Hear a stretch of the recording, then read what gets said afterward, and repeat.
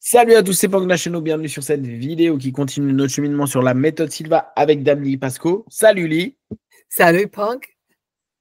On continue notre travail sur tout ce qui est la méthode Silva. Là, c'est la classe avancée de 72-73 et on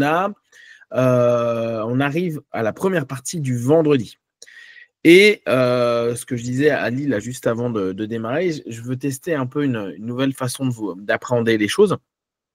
J'ai mis le texte dans Notebook LM, qui est un outil de Google, qui est cool parce que ça permet de faire des synthèses. Pourquoi j'ai fait ça?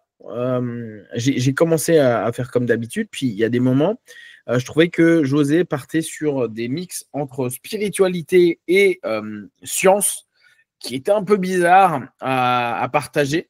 Parce qu'il y a des éléments où, vu que la traduction n'est pas super, parce que l'audio n'était pas super, hein, le lien que vous avez fait, ça fait des textes un peu bizarroïdes.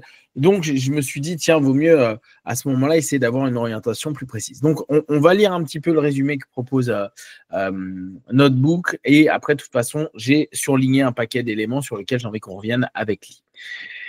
Donc, la synthèse. Cet extrait audio présente une leçon ou une conférence de cours avancé contrôle mental, ça on le sait. Le locuteur explore en profondeur des différentes dimensions de l'activité normale, bêta, alpha, theta, delta, et propose une méthodologie pour opérer intentionnellement à des niveaux de conscience autres que l'état d'éveil normal, bêta.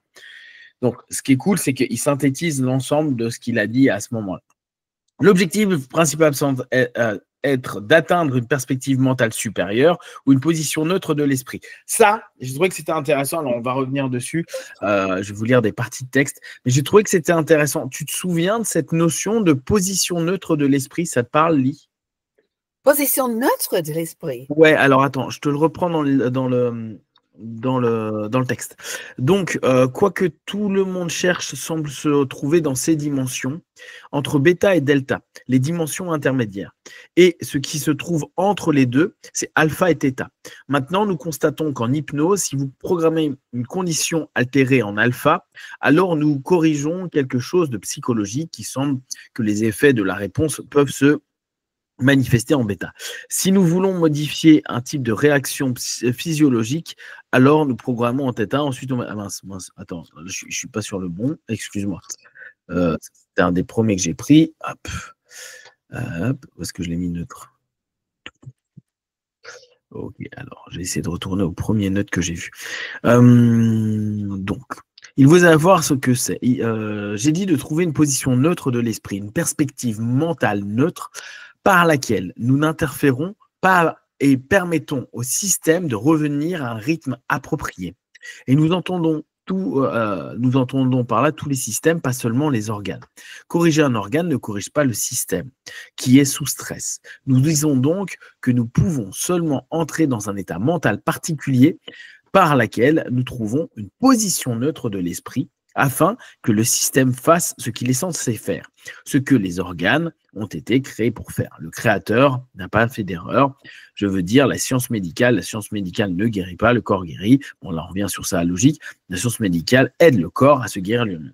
Donc, tu vois, cette notion de position neutre, j'ai trouvé ça assez intéressant et en même temps perturbant, sachant que José est tout le temps dans la notion d'action.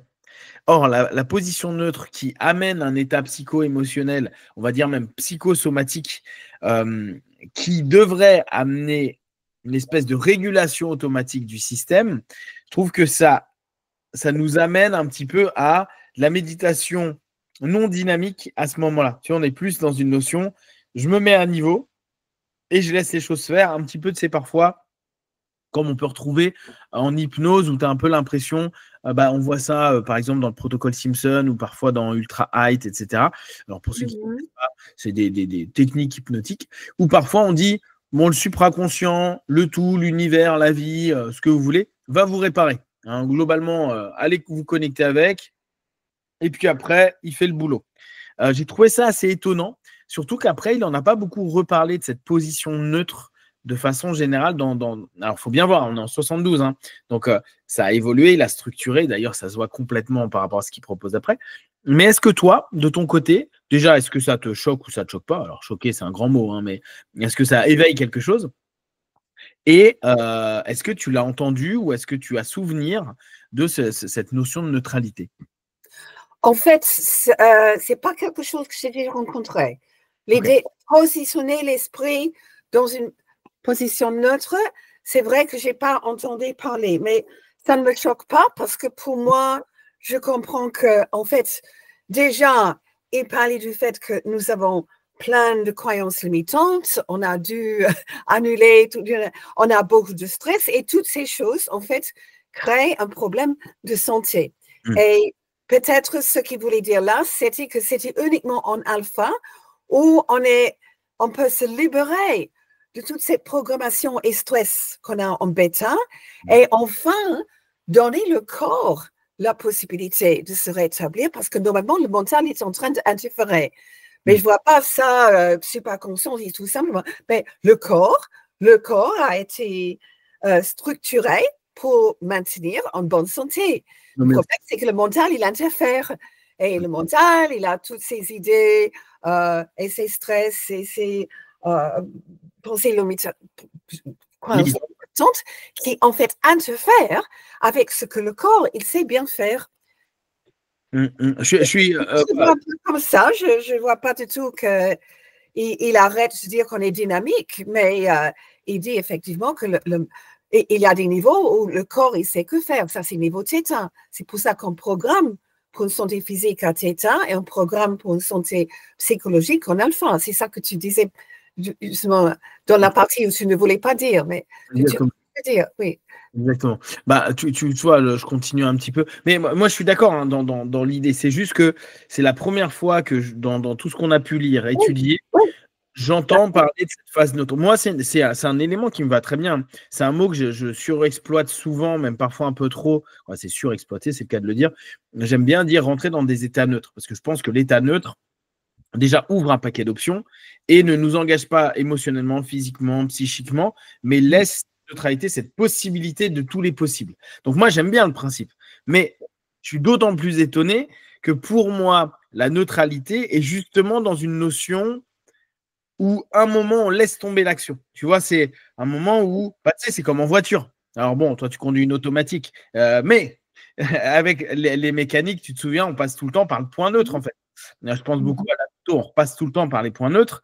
Et ce neutre là, c'est un moment où, en fait, il y a tous les possibles. Je peux aller de la 1 à la 6, n'importe quand.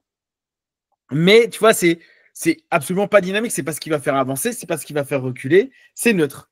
Et c'est pour ça que j'avais trouvé que c'était assez amusant de le voir. Et je trouve que la notion de l'appréhender est vraiment cool. Enfin, moi, j'aime bien, ça me parle bien. Hein. Mais comme je ne l'avais pas entendu avant, je me dis, tiens, c'est rigolo de le voir comme ça. Je te lis un peu. C'est pas unique, on doit travailler sur la santé. C'est absolument fondamental. C'est là qu'on visualise pour la santé. Mais si on visualise et en même temps, on est en train de dire, oh là là, qu'est-ce qui va se passer demain? Là, il vaut mieux qu'on neutralise ce stress, cette anxiété, quoi. Ouais, et bah tu vois, je pense que tu as, en fait, et on revient dans le process qui me semble toujours le plus important, et c'est pour ça que je dis aux personnes, quand on fait de la méthode Silva, l'élément le plus important, c'est la méditation dynamique, c'est entrer en alpha, c'est entrer à votre niveau. Pour moi, c'est ce qui est le plus important, parce que c'est de là que tout le reste se travaille. Or, je ne sais pas si tu te souviens, mais il y a 2 ans, je t'avais proposé en fait de rappeler à chaque fois pendant les cours, en fin de cours, dire souvenez-vous, maintenant vous pouvez peut-être travailler sur votre intuition, vous pouvez faire plein de choses, mais pensez que l'élément clé, ça reste la méditation dynamique, c'est rentrer en alpha, c'est maîtriser ce niveau, c'est le faire comme quelque chose d'hyper basique pour tout à chacun, enfin, pour tout Silva. Et que justement, je pense que c'est ce que tu viens de dire je rentre à niveau, je visualise, mais je peux aussi rentrer à niveau et juste la dynamique de rentrer à niveau me dire, OK, là, j'ai diminué le stress, donc j'ai neutralisé le stress. Et là, je peux laisser, et là, on revient à ce que tu disais tout à l'heure, hein, l'homéostasie, j'évite les stress dans mes organes, dans mon corps, dans plein de choses. Donc, logiquement, je devrais réguler d'un point de vue physio ou hormonal les choses. Alors, c'est sûr que si c'est une problématique ou une maladie, il y a certainement un taux de plein de choses, des taux qui sont plus OK, hein, hormonal, au niveau peut-être, je sais pas, du sucre dans le sang, de telle ou telle chose. Et l'idée pour nous, c'est de neutraliser ça. Comme tu dis, retourner à un état homéostasique, un état d'équilibre, un état naturel qui serait OK. Mais du coup, je suis dans une méditation dynamique qui devrait m'amener une optimisation psychosomatique de mon être. Et après, au travers de ça, je vais dans tous mes travaux de visualisation, de travaux actifs, de travaux dynamiques à ce moment-là. C'est vrai qu'ils n'utilisent pas souvent le mot neutre. Ceux qui l'utilisent un peu plus, et je crois que c'est à peu près la même chose, c'est centre. On est supposé être centré en alpha. On appelle aujourd'hui la relaxation profonde the centering exercise. Donc, c'est juste un autre mot, mais c'est aussi un autre point de vue, je crois, de voir ce qu'il veut faire là. Quand on est centré, on n'est plus justement tiré dans tous les sens par les émotions, les angoisses, les espoirs. On est centré. Tu vois ce que je veux dire?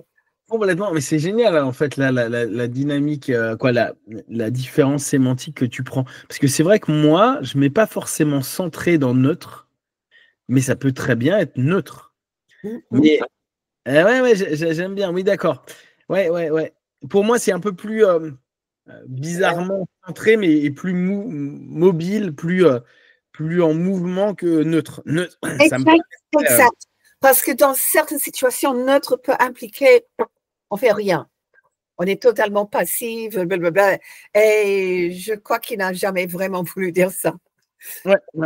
Non, mais tu vois, c'est pour ça que je trouve que, franchement, et c'est ce qu'on disait, hein, n'hésitez pas, si vous êtes instructeur, si vous êtes intéressé par l'instructorat, etc., à bien étudier ces textes-là. Ce que je referai à la fin de tout ça, je vais les refaire traduire et je vais les rebosser un petit peu avec l'IA, je pense, pour que les textes, parce qu'il y a vraiment des phases, on ne comprend pas trop entre la traduction, entre l'IA qui a capté ce que José a dit, qui nous l'a répercuté en anglais. Et après, on l'a retraduit. Vous imaginez que le delta d'infos n'est pas hyper clair. Déjà qu'en audio, il y a des moments où on trouve que ce n'est pas hyper clair. Donc, c'est plus…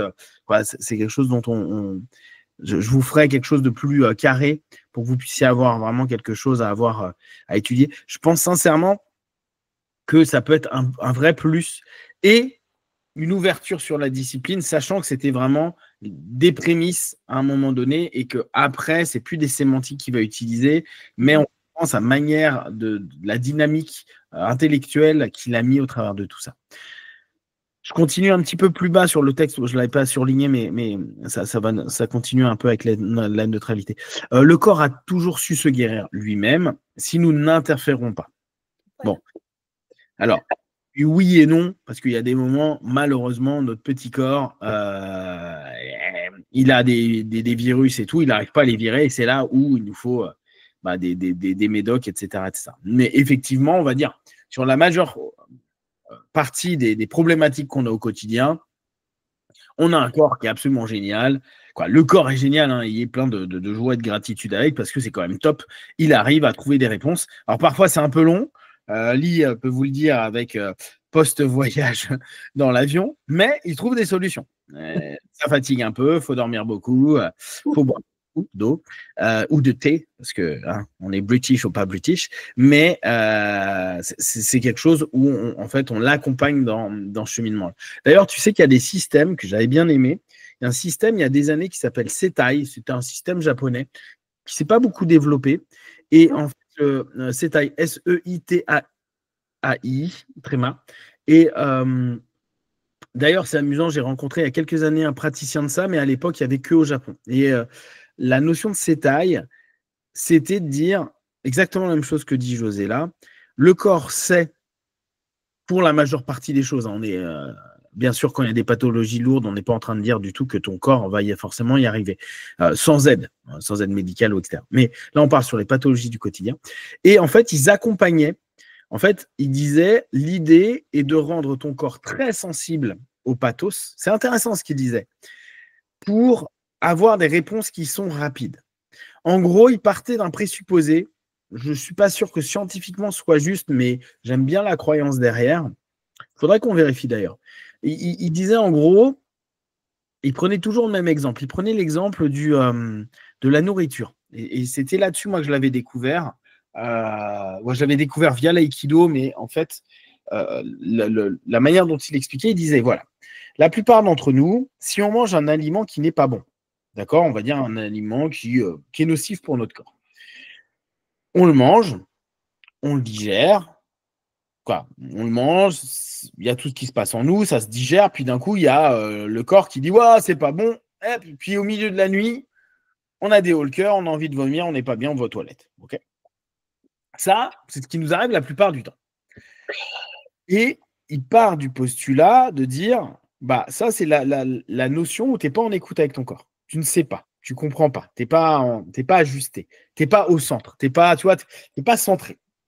Il dit, au fur et à mesure, l'idée, c'est que tu manges, tu ingurgites, et puis 2 minutes après, tu as envie de vomir, et là, tu vas vomir. La troisième étape, c'est tu le mets dans la bouche, tu l'ingurgites, et au moment de l'avaler, ou même de l'ingurgiter, quasiment immédiatement, tu le rejettes. Oui. Quatrième, tu le mets dans. Cinquième, c'est en gros, tu sais que c'est pas bon pour toi. Bon, là, on n'est pas super bon là-dessus, mais admettons. Donc, leur idée était de dire, ton corps sait, juste parfois, tu n'as pas le niveau d'information et tu n'as pas la sensibilité d'avoir la réponse. Donc, tu es obligé d'intégrer, puis d'un coup, ton système dit alerte, alerte, alerte, alerte, on va tout vider. Et dans leur système, ils avaient ce côté à dire, ton corps sait, tu vas te rendre plus sensible à ces petites maladies. En fait, ils partaient du postulat, et j'avais trouvé ça très, très intéressant, surtout quand on a connu des personnes qui ont eu des maladies lourdes. Ils avaient un présupposé, alors je vous dis, ce n'est pas très scientifique, mais je vous parle de leur modèle de fonctionnement. Vraiment, d'ailleurs, je regarderai un peu après, parce que c'est cool que j'en reparle, j'irai regarder un peu sur Internet ce qui est dit sur ces logiques-là, mais en tout cas, il partait du postulat que les personnes qui ont des maladies lourdes pouvaient, c'est vraiment une hypothèse, pouvaient être en fait des personnes qui ont cumulé un ensemble de problèmes qui n'ont pas été perçus et qui ont cumulé avec des réponses du corps qui ont voulu garder l'état d'homéostasie, c'est-à-dire un état d'équilibre, à dire bah non mais ça va, tu as eu mal là ou tu étais comme ci, mais tu as vu, c'est passé. Le nombre de fois, on peut le dire. Alors, sans entrer bien sûr dans une espèce de pathos à se dire je suis malade tout le temps, mais on n'entend pas les signaux du corps et du coup, bah, ça se cumule. Et souvent, des personnes qui peuvent avoir eu des gros pathos, tu écoutes, on va te dire, il n'a jamais été malade. C'est quelqu'un qui n'était jamais malade. Et je me suis dit, tiens, c'est vrai que c'est pas idiot. Beaucoup de personnes qui n'ont jamais été malades, d'un coup, on dit, ah bah, il a un cancer. Ah, il a eu un AVC. Ah, il a eu un arrêt cardiaque. Ah, il a eu un truc. Et tout le monde te dit, non, mais pourtant, c'était quelqu'un qui était solide, qui avait jamais aucun problème. Ouais, mais si tu reprends leur logique, et si on reprend là un petit peu ce que Silva sous-entend, le corps, il sait s'équilibrer. Mais si tu n'es pas là pour l'écouter, si tu ne te mets pas au centre, si tu ne te mets pas en état neutre, mais juste te dire, c'est pas grave, je continue, bah, tu peux continuer jusqu'au moment où il y a un cumul de choses qui, d'une manière ou d'une autre, s'expriment et pourraient éventuellement créer un gros pathos. Je vous dis, tout ça, c'est une notion, c'est leur croyance, c'est sur ce modèle-là qui fonctionne. Donc, ils parlent du postulat qu'à un moment donné, il faut aider le corps ou réussir à se centrer ou réussir à arriver dans un état neutre pour savoir quand ça ne va pas. En gros, quand tu commences à sentir que tu as un rhume ou que tu as une grippe, eux, ils disent c'est pas grave que tu aies une grippe. Au contraire, si tu es souvent enrhumé, souvent grippé, souvent comme ceci, comme cela, ça veut dire que tu es capable d'écouter ton corps qui est en train d'exprimer quelque chose. Pour eux, l'idée, c'est seulement, il faut que tu arrives à lui permettre de rapidement dégager tout ça. Donc, il part d'un postulat de dire, si on reprend un peu la logique Silva, et ça peut être intéressant d'ailleurs comme travail personnel, de se dire, tiens, il y a des moments où on sent qu'on va tomber malade, on fait, oh là, je commence à tousser, je commence à ceci. Et bien, eux, ils disent, on va accompagner pour stimuler le fait d'être malade. En gros, il disait, par exemple, un exemple que je me souviens, parce que moi, je l'ai fait pendant un paquet de temps. Dès que je commence à être un peu patraque, moi, j'ai une facilité à être depuis que je suis ado, à avoir de la température. J'ai vraiment beaucoup de fièvre. Mais quasiment tous les soirs de ma vie, j'ai de la fièvre. Mais depuis que je suis ado. Et je me dis, avec tous les tatamis, tous les trucs, moi, tous les jours, je suis à l'entraînement, j'imagine que des trucs, des bactéries et des virus, il y en a partout autour de moi. Hein. Et, et eux, ils partaient du postulat que dès que tu commences à sentir que tu n'es pas bien, tu dois t'amener à transpirer. En gros, tu aides ton corps à aller dans la transpiration. Donc, ils disent, mettez un torchon brûlant sur votre tête et faites-vous monter en température pour aider le corps à dégager l'élément à transpirer, à aller déjà dans son modèle d'action, accélération de l'action. Pour eux, l'idée, c'est de se dire, plus tu vas être centré, plus tu vas être à l'écoute, plus tu seras sensible à tes différentes maladies, plus tu vas pouvoir les avoir, mais de façon plus courte. C'est-à-dire, tu vas avoir ta grippe, mais peut-être sur 1 ou 2 jours. L'idée pour eux, bon alors là, c'est leur absolu, mais c'est de dire en gros, si tu l'as dans la journée, le soir, tu vas être malade complètement, et le lendemain matin, tu n'as plus rien. Donc, on ne parle pas de grosses pathologies, on parle de pathologies un peu du quotidien. Mais j'avais bien aimé cette notion, ce retour sur se centrer sur soi, se centrer sur son corps, se centrer sur la capacité du corps à détecter la maladie et pas à la nier, parce que je pense que notre société l'a beaucoup nié, on nie beaucoup et d'un coup on voit qu'il y a un truc qui ne va pas, puis on va chez le doc et là le docteur nous dit ah bah désolé mais vous avez ceci ou cela et là tu fais bah moi je m'en étais pas rendu compte et cette notion je l'ai trouvée très très pertinente et tu vois on peut retrouver en tout cas je vous propose cette accroche-là avec ce que dit un peu José, cette notion de dire votre corps sait. Parfois, on n'est pas assez en écoute. Donc, ce qui est bien, c'est d'aller dans votre méditation dynamique, aller en alpha et être en écoute. Peut-être accompagner votre corps, parce que nous, parfois, on se dit je ne veux pas être malade. Alors que le process, il est déjà là. Il y a déjà le virus, il y a tout le truc. Au lieu de s'énerver à aller contre, dire plutôt bon, les armées d'anticorps et tout, c'est le boulot. Il faut y aller et les motiver plutôt que de dire ah, non, non, non, mais je ne serai pas malade et laisser l'armée, j'exagère parce que ça ne se passe pas comme ça, mais imaginez que vous n'envoyez pas tout sur le front.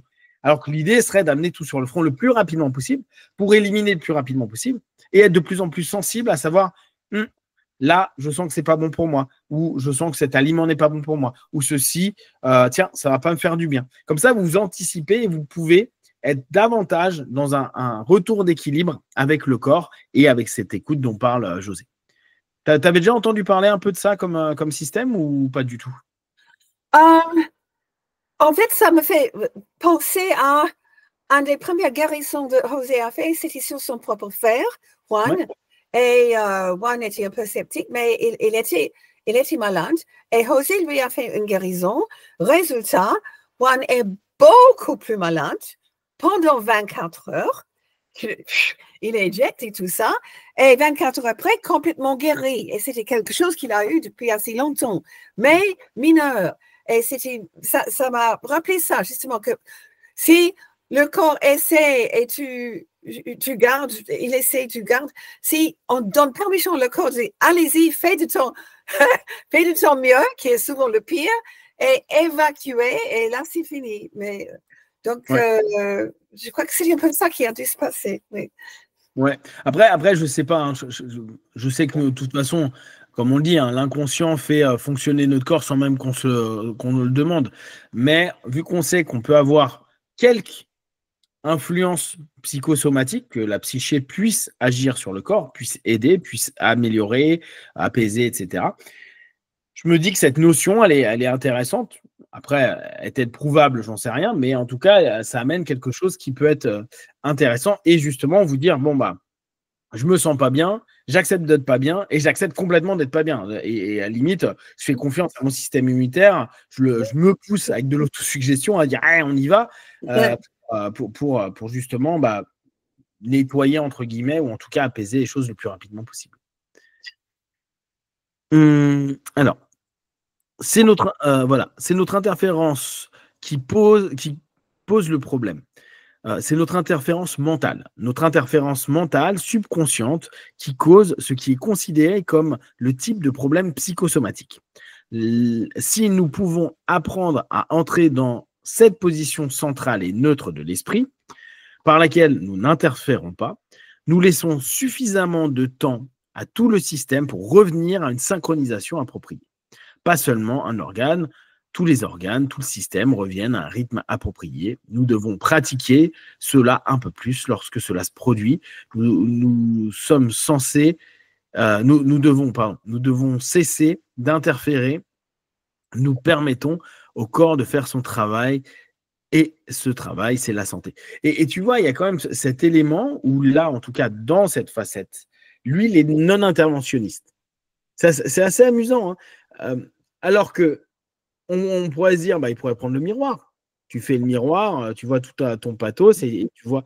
Mais il est plutôt à, OK, je fais confiance. Et c'est pour ça que je te dis, ce texte, il est entre des phases scientifiques et des phases très dans la foi et la croyance. À dire, c'est l'intelligence supérieure qui va s'occuper de ça. Mais là, il n'en parle pas. C'est plus tard dans le texte. Hein. Plus tard dans la soirée qu'il en parle. Et tu vois, cette espèce de fais confiance à ton corps, n'interviens pas, et c'est pas le plus commun qu'on a eu jusqu'à présent avec José. C'est certain. Je trouve ça assez cool. Alors, du coup, revenons de l'autre côté. Hop. Donc, l'objectif principal semble être d'atteindre une perspective mentale supérieure ou une position neutre de l'esprit, située entre 10 et 10,5 cycles par seconde, la fréquence alpha, pour améliorer la résolution des problèmes, la guérison et le fonctionnement psychique. Le texte contraste cette approche avec des pratiques antérieures comme l'hypnose. Ah oui, sur ce texte-là, sur cette soirée-là, ça y est, il commence à allumer à fond tout ce qui est hypnose et mesmérisme. Il se démarre bien là-dessus. Affirmant offrir une méthode supérieure qui ne dépend pas des conventions traditionnelles. Il a introduit le concept de psycho-orientologie. Donc, c'est là où il a commencé à en parler. Là, on est en 72, il en parle. Ouais. Qui ne savait pas avant, on appelait un des titres de la méthode Silva était la psycho-orientologie. Et lui peut vous expliquer très bien que ça a été viré parce qu'il y a un groupe sectaire nommé la scientologie. Et le problème, c'est psycho-orientologie et scientologie, ça finit par ologie. Et vu que déjà, dans les années 90, il y avait les copains de la Mivilude qui avaient dit « Oula, si en plus on maintenait quelque chose qui pouvait rapprocher, même si ça n'a rien à voir, d'un autre nom, c'est des risques complexes. » Mais psycho-orientologie, l'orientation de la psyché, l'idée était bien trouvée parce que c'est vraiment l'intention qu'avait José à ce niveau-là. Comme nouvelle science fondamentale axée sur l'éducation de l'esprit. Donc, ce qui est mis en avant, le locuteur établit une distinction claire entre différents états de conscience, identifiés par les fréquences des ondes cérébrales. Je reviens un peu dessus, et Lee était à la convention, on ne vous a pas fait de débrief, on vous en fera peut-être un. Tu es allé voir un peu le... non, je pense que tu traduisais. T'as vu Brice ou pas? Qui? La Brice Lemaire. T'as vu Brice? Non, en présent. Non, j'ai presque rien vu. Hein. J'ai traduit, j'ai fait mes 2 cours, j'ai pu assister à uniquement 2 autres présentations. Ah oui, parce qu'elle a fait la... Je ne regrette pas. Hein. Je vais capter de nouveau dans les vidéos. Et pour moi, c'était un grand plaisir de traduire. Vraiment. Mais en gros, tu vois, il y a... Là, on a 2 minutes avant la fin du truc, mais en gros, il a un EEG, d'accord, un EEG portable. Donc, ça nous permet d'avoir sur l'écran en direct les différentes ondes cérébrales qu'il y a au même moment.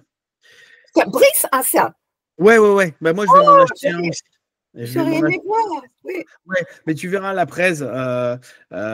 C'est assez sympa. Ce qui est cool, c'est que ça nous permet de voir. Et on le savait, mais là, maintenant, ce qui est cool, c'est que on peut le voir même à notre petit niveau en achetant un accessoire qui coûte un peu cher, mais qui derrière donne des images qui sont très cool. En fait, quand on parle d'ondes, je pense qu'aujourd'hui, avec les connaissances qu'on a, qu'il n'y avait pas à l'époque de José, quand on dit on est en alpha, ça ne veut pas dire qu'il n'y a pas d'autres parties du cerveau qui sont en delta, ou qui sont en θ, ou qui sont en bêta, etc., etc. C'est globalement un rythme à un moment donné qui existe, mais notre cerveau est assez complexe et il va y avoir plein d'éléments qui vont intervenir. Par contre, c'est des zones du cerveau qui vont être plus ou moins actives ou inactives. Le cortex préfrontal, par exemple, très souvent le sera moins. Et en fonction des mots et des sémantiques, il y a différentes parties du cerveau qui vont fonctionner, mais avec des fréquences différentes. Et là, ce qui est cool, c'est qu'avec un EEG, on le voit bien. Et c'est hyper intéressant de voir les couleurs alpha, bêta, θ, voir comment tout est interconnecté à un moment. Donc, ce n'est pas un absolu. C'est pas je me mets en alpha et tout mon cerveau se met en alpha. Une partie de votre cerveau va se mettre, mais d'autres parties sont en train de gérer d'autres choses et va pas être impacté par ça. Gardez bien ça en tête parce que peut-être quand vous allez parler de la méthode à des personnes, parler d'alpha, si la personne elle aime bien un peu les neurosciences et tout, elle va dire non, c'est pas vrai, on n'est pas en alpha complètement, et il a raison. Okay, c'est vraiment un élément qu'il faut bien rappeler maintenant parce que c'est connu. Non, en fait, la plupart des instructeurs ils comprennent que c'est un raccourci. Quand on dit je suis en alpha, ça veut dire je suis en prédominance alpha, c'est tout. Ouais, exactement. Et c'est vraiment des zones. Hein. C'est ça qui est génial. Et c'est pour ça, là, moi, je vais m'en acheter un. Ce que je vais faire, je vais faire plein de. Je vais tenter de montrer, donc faire des vidéos dessus. Où en fait, tiens, bah là j'étais en alpha, là j'étais en θ, là j'étais en somnambulique, là j'étais en SDL, là j'étais pour voir les différentes notions. Ah, ça serait intéressant de savoir qu'est-ce qu'on dégage en SDL, par exemple. En SDL, en height et tout. Donc là, c'est vraiment mon objectif. Je pense que ça pourrait être rigolo. Après, il m'a dit qu'il y a des trucs qui n'étaient pas tellement bien faits dessus, mais globalement, pour nous, notre niveau, alors c'est pas l'équivalent d'un super EEG, hein, mais pour nous, ça peut déjà donner des choses qui sont plutôt sympas. On va s'arrêter là pour cette première partie. On revient à nous rapidement entre nous. Et pour vous, ça sera dans 2 jours. Si vous avez des questions et des remarques, partagez-les sur Facebook, YouTube. J'y répondrai le plus rapidement possible. Comme d'habitude, de tout ce qu'on propose, ne prenez que ce qui est bon et juste pour vous. Testez, observez, analysez et concluez. À très vite. Merci, Lee. À tout de suite. À tout de suite.